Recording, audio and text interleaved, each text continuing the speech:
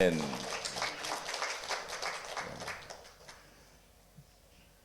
진정한 승리, 죄의 승리는 승리가 아닙니다. 경건하지 아니하고 무법한 자들, 그들에게 자유를 준다 하여도 자신들은 멸망의 종들이니 누구든지 진자는 이긴 자의 종이 됨이라. 베드로서 2장 19절, 의미심장한 말씀입니다.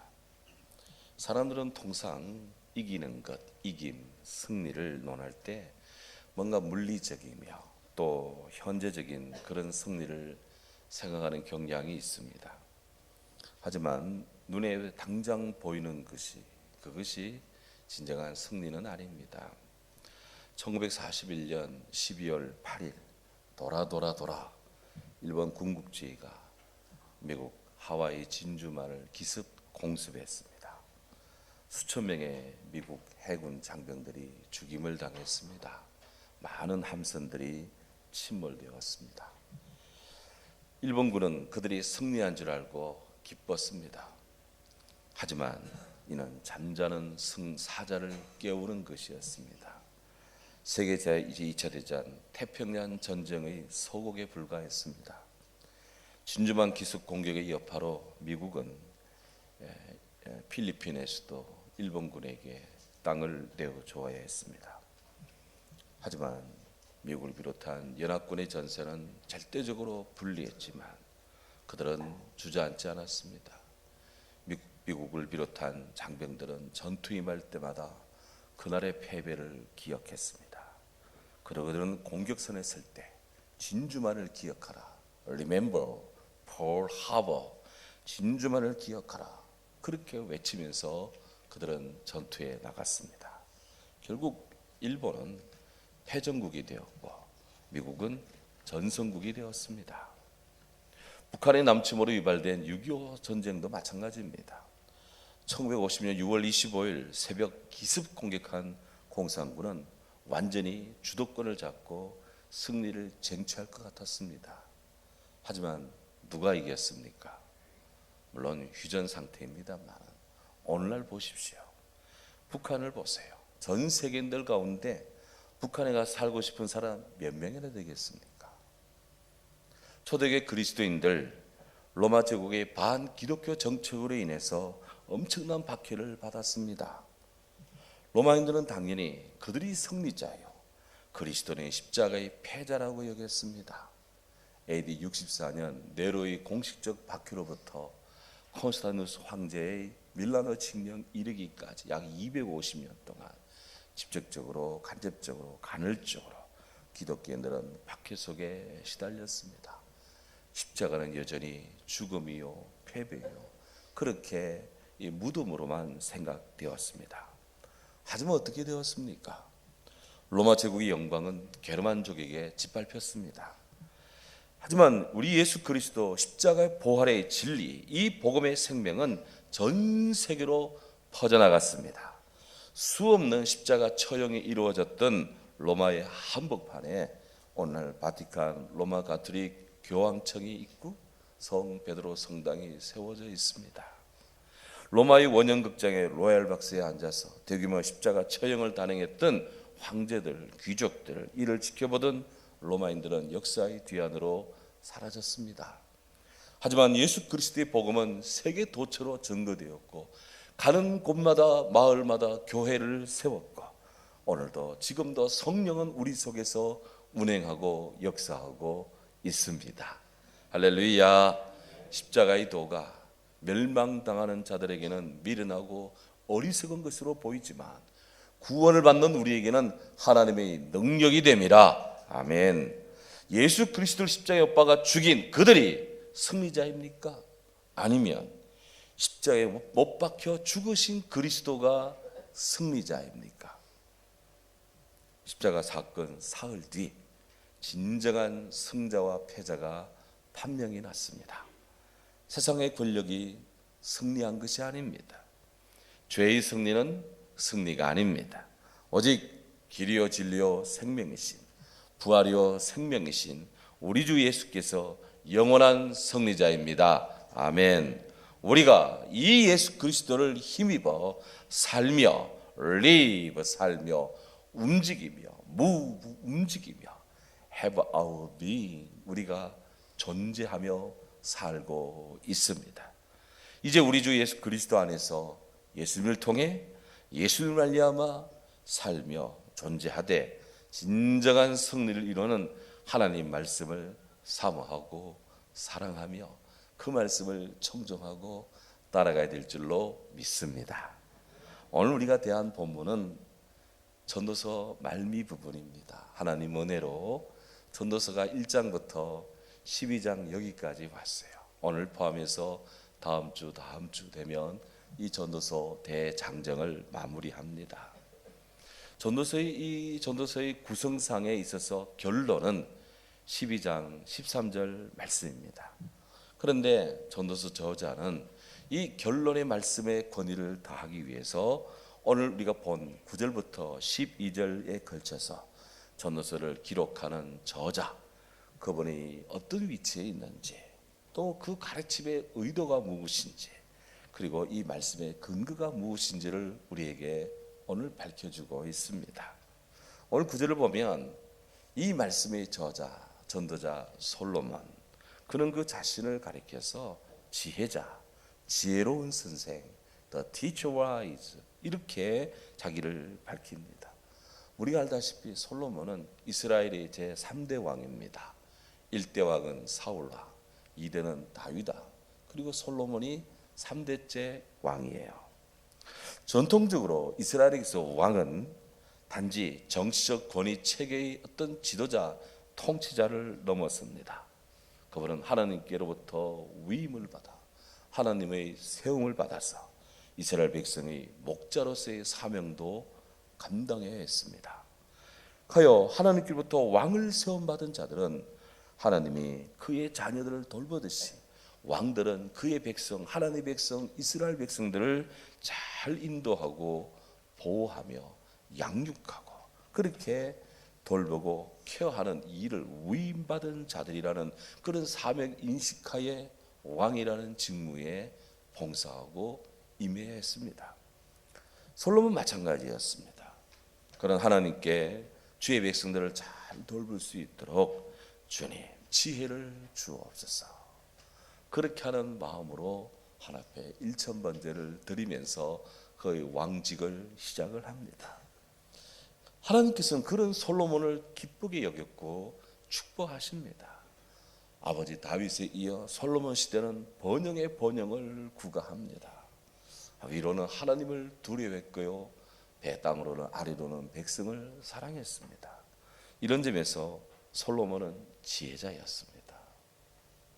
조선시대에 옷을 잘 짓기로 아주 이름이 난 어떤 분이 있었습니다. 사람이 그 옷을 지으러 그에게 갑니다. 그러면 그는 딱 한 가지 질문만을 했대요. 과거 급제를 언제 했습니까? 급제한 지 얼마 안 된 젊은 선비라고 하면 이 앞섰을 길게 했습니다. 과거 급제한 지 한참 되었다, 오래되었다고 하면 뒤섭을 길게 했대요. 왜 그랬을까? 그 재단사에 따르면 이제 막 급제한 이 젊은 선비는 그야말로 그 몸에 자신감이 막 그냥 막 자존감도 자만감도 꽉 차 있습니다. 그래서 누구네 집을 방문하고 어디를 가면 한껏 허리를 제낀 채 이리 오너라 소리를 지른대. 그러면 그냥 가슴을 내밀고 소리를 펴니까 이 자연스럽게 앞이 위로 올라가는 거예요. 그러니까 앞을 좀 길게 했다는 거 아니에요? 그런데 시간이 좀 한참 된 그런 이 선비들, 급제한 지 오래된 양반들은 이제 현실을 알고 조직에 살다 순응하다 보니 점점점 허리가 굽어집니다. 계속 굽어집니다. 연습국 사극 보면 임금이 옆에 가면 허리도 못 핍니다. 그냥 막 바짝 엎드립니다. 저 같은 사람은 그런 뒤에 진짜 힘들 거예요. 그러니까 바짝 엎드려야 되니까. 그러니까 날마다 허리가 앞으로 굽어집니다. 굽어지다 보니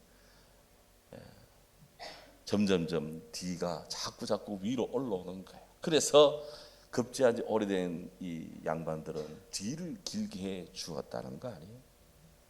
우리가 어딘가를 올라갈 때 등산을 하거나 혹은 언덕을 올라갈 때 혹 넘어지거나 자빠지면 기껏해야 손을 좀 혹은 무릎을 조금 다치고 맙니다. 하지만 내려오는 길에 잘못되면 구르는 엄청난 타박성을 입고 때로는 다리가 골절되기도 합니다. 이거는 취하지 말아야 됩니다. 자기 독점에 취해서는 안 됩니다. 자기 생각에 매몰돼도 안 됩니다. 자기 영광에 그렇게 도취돼도 안 됩니다. 그건 지혜가 없는 삶이에요. 저를 비롯해서 무엇인가 크고 작은 일을 맡고 있는 이들은 늘 이렇게 취하는 것을 조심해야 합니다. 한순간에 버려지기 때문입니다. 지혜로운 경건한 삶을 살아야 됩니다. 물은 배를 띄우기도 하지만 배를 엎어버리기도 하기 때문에 그렇습니다. 그래서 오늘 구절에 따르면 솔로몬은 깊이 생각하고 깊이 생각하고 연구하여 searched out, 그리고 잠언을 많이 지었다 그랬습니다. 성경에 나오는 이런 잠언, 전도서, 시편 이런 말씀들이 그냥 입에서 그냥 나오는 게 아니에요. 이게 생각을 했고 연구해서 나오는 말씀들입니다. 열왕기상 4장 23절에 보면 32절에 보면 솔로몬이 잠언을 3,000가지 잠언을 말했다고 그랬어요. 오늘 같으면 논문에 3,000가지 논문에 논지를 썼다는 겁니다. 그만한 어마어마한 연구 노력을 했습니다. 1,005편의 찬양시를 지었습니다. 귀합니다. 얼마나 귀할까요? 잠언 1장 2절에 보면 잠언의 가치를 말해주고 있습니다. 잠언은 잠이 오는 말씀이 아닙니다. 잠언은 깨우치는 말씀. 이 잠언은 지혜의 훈계를 알게 합니다.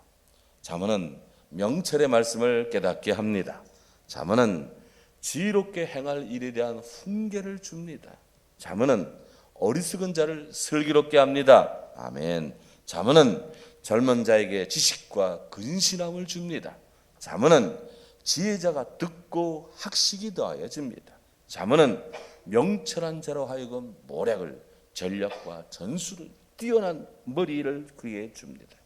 솔로몬 하나님께서 그에게 주신 이 지혜로서 백성들을 가르쳤고 그에게 찾아오는 사람들에게 주님의 지혜를 나타내기를 그는 게을리하지 않았습니다. 부지런히 그는 그렇게 이 하나님의 말씀을 가지고 그의 삶을 일구었고 그의 나라를 번영케 만들었습니다.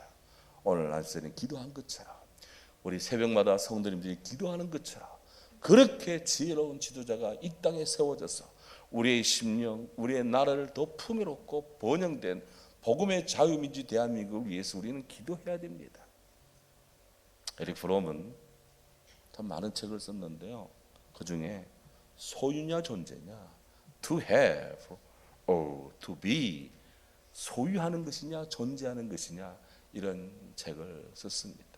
거기서 그는 현대 사회의 문제는 사람이 존재하는 것보다는 뭔가 소유하는 물질적 소유에 더 집착하기 때문에 문제가 양산되는 것이다.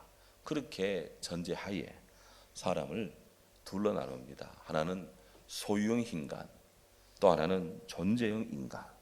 이 둘로 나누고 이 둘이 때로는 양립하기도 하고 때로는 충돌하기도 하고 대립하기도 한다. 소유형 인간, 그는 존재형 인간, 그는 어떤 존재냐?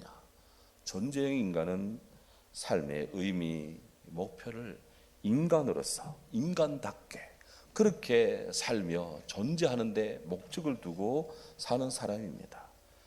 그에 비해 소유형 인간은 많은 것을 가지고 소유하는 데 인간의 행복이 있다고 여겨서 물질 소유를 향해 죽도록 달려갑니다. 죽도록 일합니다. 하지만 채우고 또 채워도 채워지지 않는 갈증이 그를 엄습합니다. 그를 지배합니다. 하여 늘 목마릅니다. 늘 피곤합니다. 늘 공허합니다. 그래서 솔로몬이 동의합니다. 헛되고 헛되며 헛되고 헛되니 모든 것이 헛되도다. meaningless, meaningless, everything is meaningless. 헛되다. 세상에 그 누구보다도 온갖 영화를 다 누려본 솔로몬이었기에 물질이 아니라 철저히 하나님 앞에서의 삶, 그런 존재형 인간됨을 그는 구하고 있습니다. 특별히 솔로몬은 10절에 전도자는 힘써 아름다운 말들을 구하였다. 그 아름다운 말, 진리의 말씀들, 정직하게 기록된 그 말씀들을 구하였다. 그것을 깊이 생각했고 연구했고 그것을 지었다. 이런 말입니다. 아름다운 말을 구했대요. 영어로는 delightful words입니다. 우리말로 직역하면 기쁨의 말들을 구했다 그랬어요. 이 기쁨의 말은 단순히 다른 사람의 기호에 맞게 귀에 아주 그냥 부드럽게 아첨하고 기분 좋게 해주는 그런 말이 아니라 이 기쁨의 말을, 아름다운 말은 영혼의 복이 되고 우리들의 삶의 내면의 기쁨이 되는 아름다운 말입니다. 때로는 그것이 매습기도 하고요, 때로는 그것이 찌다기도 하고, 때로는 찌르기도 합니다.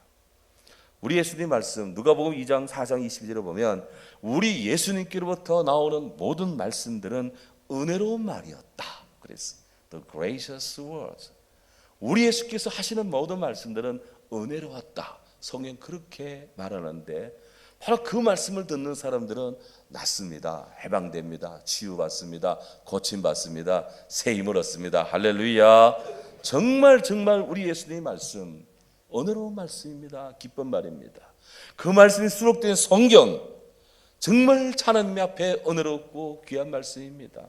보십시오. 모든 성경은 하나님의 감동으로 된 것으로 교훈과 책망과 바르게 함과 의로 교육하기에 유익하니 이는 하나님의 사람으로 온전케 하며 모든 선한 일을 행할 능력을 갖추게 하려 함이라. 그렇습니다. 하나님 말씀 The Word of God, 우리 하나님 말씀은 living, 살아있습니다. 하나님 말씀은 다이나믹, 활력이 있습니다. 하나님 말씀은 샤프, 예리합니다. 어떤 좌우의 날선 어떤 검보다도 예리합니다. 하나님 말씀은 우리의 영과 혼과 우리 심령의 관절과 권수를 찔러 쪼갭니다. 하나님 말씀은 나의 마음과 생각과 뜻과 모든 것들을 감찰하고 판단하십니다. 이 하나님 말씀은 성령의 선물입니다. 이 하나님 말씀은 우리를 리프레싱, 새롭게 합니다. 이 말씀은 하나님의 성령이 주시는 말씀입니다. 너희는 마음에 근심하지 말라. 하나님을 믿으니 따라합시다. 또 나를 믿어라. 내 아버지 집에 거할 곳이 많도다. 무엇이 이런 위로의 말씀을 줍니까? 하나님 말씀밖에 없어요. 그래서 이 말씀이 우리를 구합니다. 솔로몬 전도서는 이 아름다운 지혜로운 귀하고 은혜로운 말씀인 진리의 말씀들을 정직하게 기록했다 그랬어요. 거짓이 충만한 세상이지만 하나님 말씀만은 정직합니다. 이 말씀만은 진리입니다. 그런데요, 이 말씀의 가치를 좀 더 강화합니다. 11절 보시면 지혜자의 말씀들은 찌르는 채찍들 같고 회중의 스승들의 말씀들은 잘 박힌 못 같으니 다 한 목자가 주신 것이다 그랬어요. 이게 지혜자의 말씀들, 진리의 말씀은 찌르는 채찍 같다 그랬어요. 찌르는 채찍, 고우즈. 이것은요, 끝이 날카로운 막대기를 말합니다. 이것 가지고 소나 양을 몰 때 쿡 찌릅니다. 양들이 빗나가고 소들이 지 마음대로 가려면은 쿡쿡 쳐서 똑바로 옆으로 세지 말고 빗나가지 말고 앞으로 훅훅, 이게 찌르는 채찍입니다. 이렇게 목자의 찌르는 채찍대로 잘 순응하면 샘물가루도 가고 푸른 초장으로도 가고 때 되면 우리에 들어가서 편안히 잠도 자고, 이 찌르는 채찍이 실어가지고 뛰쳐나가고 삐져나가고 지멋대로 가다가는 위험에 처합니다. 사자밥이 되기도 하고 그냥 독수리에 잡혀가기도 하고. 하나님 말씀은 찌르는 채찍 같다. 하나님 말씀은 우리들의 심령을 찌릅니다. 그 말씀은 우리의 영혼을 찌릅니다. 이 말씀은 내 몸을 찌릅니다. 우리는 저 말씀이 내게 다가올 때 싫다, 목사는 왜 저러냐고 말이지, 강사는 왜 저러냐고 이렇게 생각할지 모르지만 그 찌름이 하나님의 축복입니다. 찌름이 있기 때문에 내가 살아있는 것이고, 감각이 새로워지는 것이고, 정신도 새로워지고, 영혼도 새로워지고, 이탈하지 않고 다시 자리를 잡고 다시 노선을 바로 하고 다시 하나 앞에 똑바로 서고 다시 하나 앞에 기도하게 되고 다시 마음을 새롭게 하게 되고 다시 노력하게 되고, 할렐루야, 다시 일하게 되고 다시 충성하게 되고, 그러면 복이 되는 줄로 믿습니다. 세상에 그냥 되는 게 아니에요. 지르는 채찍 같은 말씀.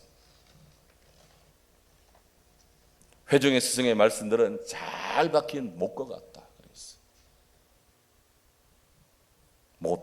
목질에 된 그런 부품들을 결합하고 접합시키고 고정시키는 것입니다. 못은 이것과 저것을 잘 연결시킵니다. 의자나 소파나 뭐든지 여기 이 강대상도 아주 그냥 견고하게 못이 혹은 본드가 딱 접합을 해서 흔들어도 흔들리지 않습니다. 딱 제대로 된 못이 딱 박혀있기 때문에 그렇습니다. 여러분 앉으신 의자도 비스가 딱 박혀있어. 많은 것이 박혀있지 않습니다. 옆에 잘 보면 한두 개 딱 박혔는데 그게 힘을 줘가지고 나무를 딱 잡아서 사람들이, 무거운 사람들이 앉아있어도 그 바닥이 흔들리지 않고 딱 서 있는 것은 잘 박힌 못이기 때문에 그런 것이에요. 이처럼 못이 잘 박히면 견고해집니다.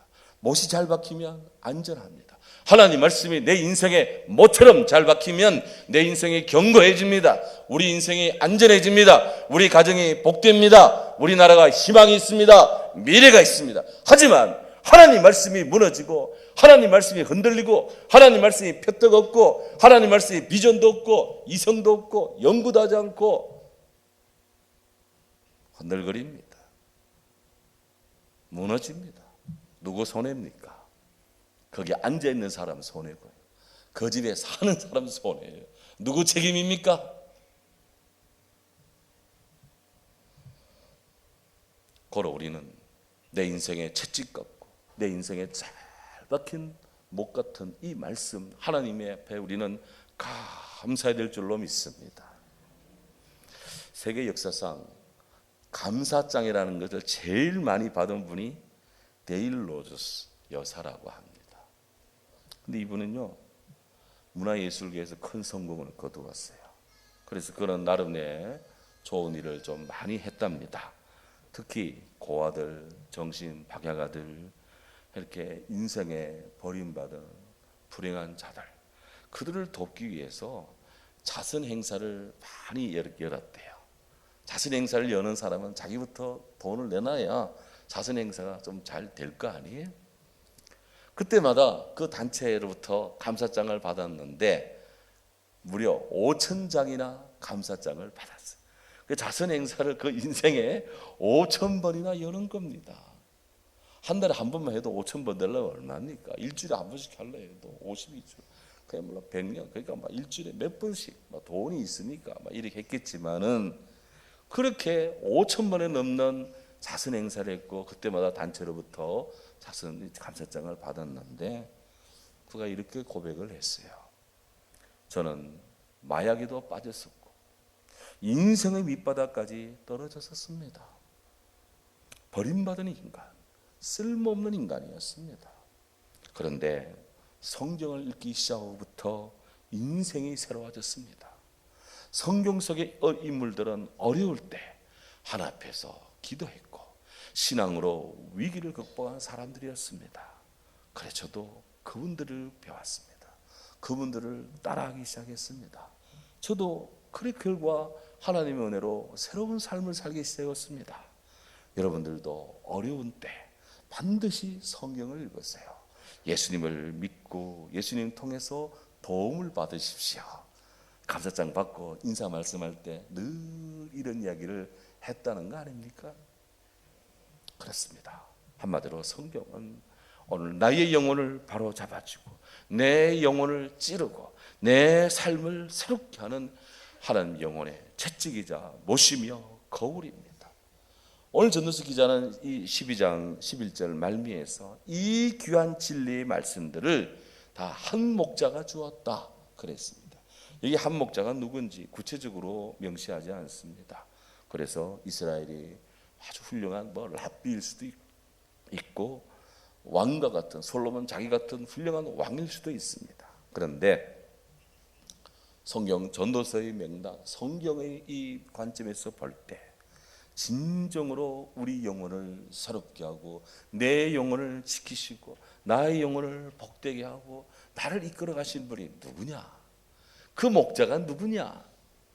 솔로몬의 아버지 다윗께서 분명히 그 말씀을 그분이 누군지 우리에게 알려주었습니다. 여호와는 나의 목자시니 The Lord is my shepherd. 여호와는 나의 목자이시니 내게 부족함이 없으리로다. 아멘. 그가 나를 푸른 초장에 누이시며 쉴 만한 물가로 인도하시는도다. 내 영혼을 수생시키시고 자기 이름을 위하여 의의 길로 인도하십니다. 내가 사망의 음침한 골짜기로 다닐지라도 해받음을 두려워하지 않을 것은 주께서 나와 함께 하십니다.